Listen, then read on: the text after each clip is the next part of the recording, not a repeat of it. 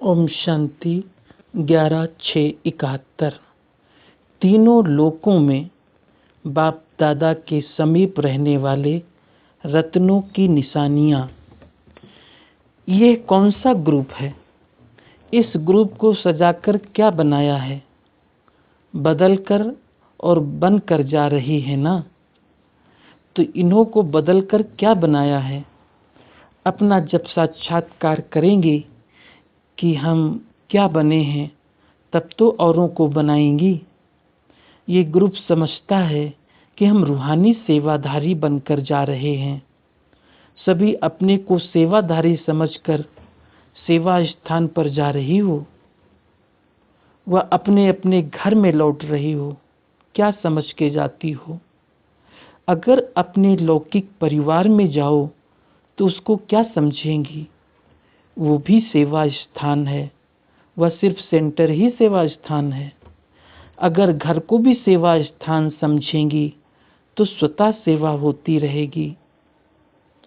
उन्हों के लिए हर स्थान पर सेवा है।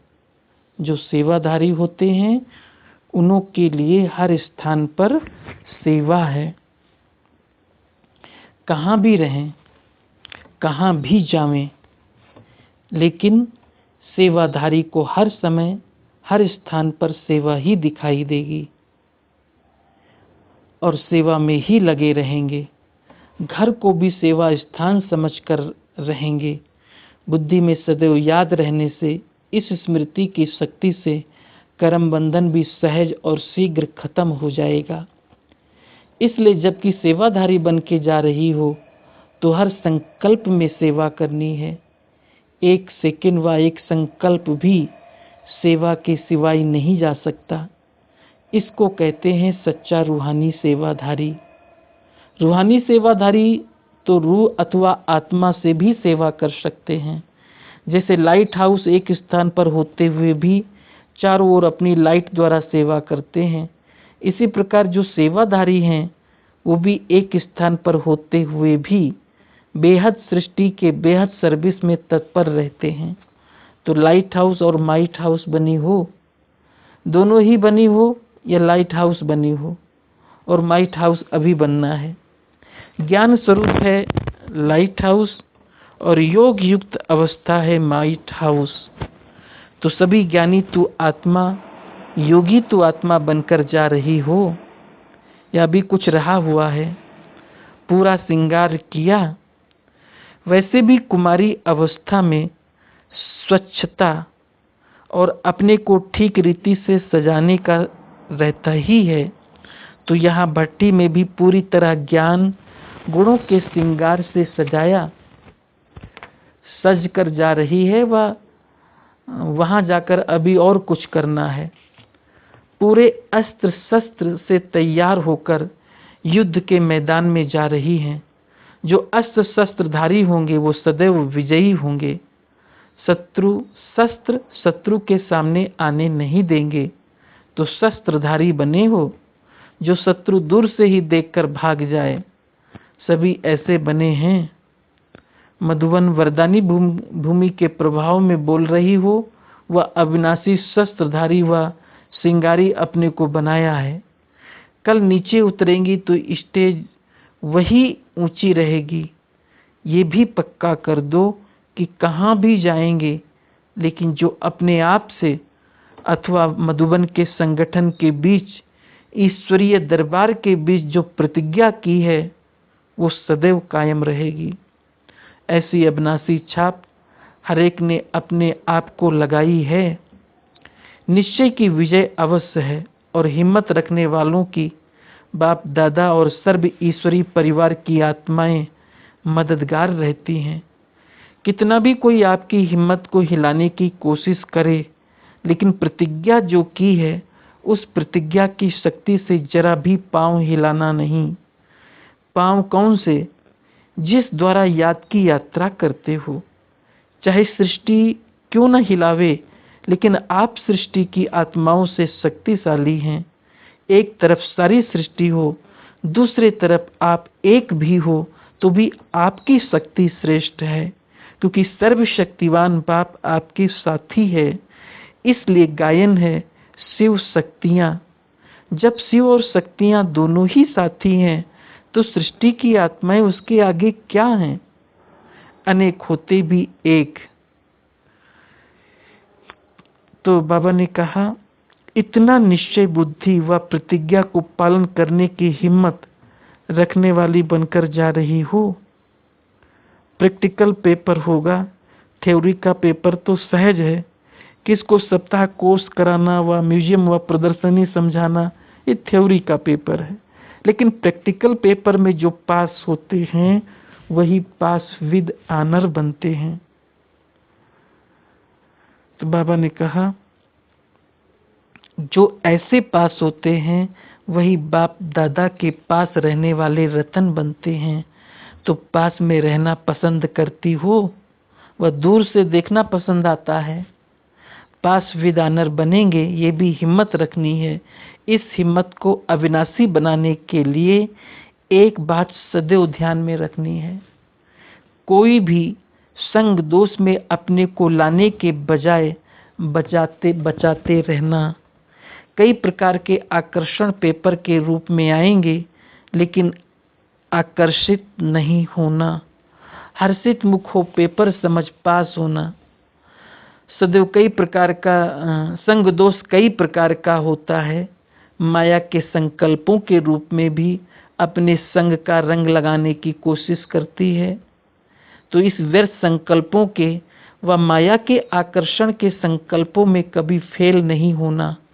और फिर स्थूल संबंधी का संग, उसमें न सिर्फ परिवार का संबंध होता है, लेकिन परिवार के साथ साथ और भी कोई संबंध का संग, सहेली का संग भी संबंध का संग है। तो कोई भी संबंधी के संग में नहीं आना, कोई के वाणी के संग दोष में नहीं आना। वाणी द्वारा भी उल्टा संग का रंग लग जाता है, इससे भी अपने आप को बचाना। फिर अन्न का भी संग दोष होता है। अगर कभी भी किसके भी समस्या अनुसार वह संबंधी के स्नेह के वश भी अन्न दोष में आ गई, तो ये अन्न भी अपने मन के संग में रंग में लगा देगा। इसलिए इससे भी अपने आप को बचाते रहना। कर्म का संग भी होता है, इसलिए इससे भी अपने आप को बचाते रहना, तब पास विद ऑनर बनेंगी। संग दोष के पेपर में पास हो गई तो समझो समीप आ सकती हो। अगर संग दोष में आ गई तो दूर हो जाएंगी। फिर न निराकारी वतन में, न अभी संगम युग में, न भविष्य में पास रह सकेंगी। एक संग दोष तीनों लोकों में दूर हटा देता है। एक संग दोष से बचने से तीनों लोकों में, तीनों कालों में बाप के समीप रहने का भाग्य प्राप्त कर सकती हो। इस ग्रुप को बाप दादा हंसों का संगठन कहते हैं। हंसों का कर्तव्य व स्वरूप क्या होता है? हंसों का स्वरूप है प्योरिटी और कर्तव्य है सदैव गुणों रूपी मोती ही धारण करेंगे। अवगुण रूपी कंकड़ कभी भी बुद्धि में स्वीकार नहीं करेंगे। ये है हंसों का कर्तव्य। लेकिन इस कर्तव्य को पालन करने के लिए बाप दादा से सदैव आज्ञा मिलती रहती है। वो कौन सी आज्ञा? जिस आज्ञा का आपका चित्र भी बना हुआ है, बुरा ना देखना, बुरा ना सुनना, ना बोलना, ना सोचना। अगर इस आज्ञा को सदैव स्मृति में रखेंगे तो फिर सच्चा हंस बनकर बाप जो सर्व गुणों का सागर है, सागर के किनारे पर सदैव बैठे रहेंगे। तो अपनी बुद्धि को सिवाय ज्ञान सागर बाप के और कहाँ भी ठिकाना ना देना, क्योंकि हंसों का ठिकाना है ही सागर। तो अपने को हंस समझकर अपनी प्रतिज्ञाओं को पालन करती रहना। समझा? मोती और कंकड़ दोनों को छांटना सीखा है। कंकड़ क्या होता है, रतन क्या होते हैं, नॉलेजफुल तो बनी हो ना। अब देखेंगे ये हंस क्या कमाल कर दिखाते हैं। हंसों का संगठन ना चाहते हुए भी अपनी तरफ आकर्षित करता है। तो संग दोष से बचना है और ईश्वरीय संग में रहना है। अनेक संग छोड़ना, एक संग जोड़ना है। ईश्वरीय संग सिर्फ शरीर से नहीं होता, लेकिन बुद्धि द्वारा भी ईश्वरीय संग में रहना है। बुद्धि सदैव ईश्वरीय संग में रहे और स्थूल संबंध में भी ईश्वरीय संग रहे। इस संग के आधार पर अनेक संग दोष से बच जाएंगे। सिर्फ ट्रांसफर करना है, कोमलता को कमाल में परिवर्तन करना, कोमलता दिखाना नहीं। सिर्फ संस्कारों को परिवर्तन करने में कोमल बनना है, कर्म में कोमल नहीं बनना। इसमें तो शक्ति रूप बनना है। अगर शक्ति स्वरूप का कवच सदैव धारण नहीं करेंगी तो कोमल को तीर बहुत जल्दी लग जाएगा।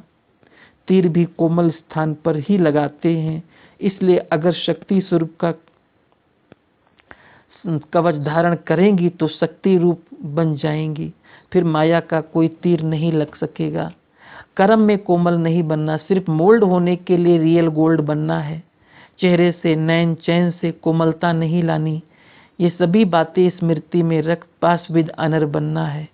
इस ग्रुप में प्रैक्टिकल सबूत दे सबूत बनने वाले उम्मीदवार रतन दिखाई देते हैं।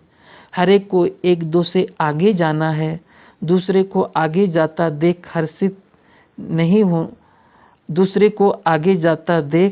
हर्षित नहीं होना है। सिर्फ दूसरे को देखते रहेंगे तो भगत हो जाएंगे। भगत लोग सिर्फ देख देख उनके गुण गाते खुश होते हैं। तुमको भगत नहीं बनना है।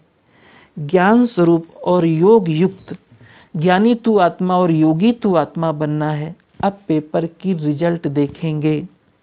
जो प्रैक्टिकल सबूत देंगे वही फर्स्ट नंबर आएंगे। जो सोचते रहेंगे तो बाप भी राज्य भाग देने के लिए सोचेंगे। जो स्वयं को स्वयं ही ऑफर करेंगे उनको बाप दादा भी विश्व की राजधानी का राज्य भाग पहले ऑफर करते हैं। अगर अपने को ऑफर नहीं करेंगे तो बाप दादा भी विश्व का तख्त क्यों ऑफर करेंगे। अपने को आपे ही ऑफर करो तो आफरीन कहीं जाएगी।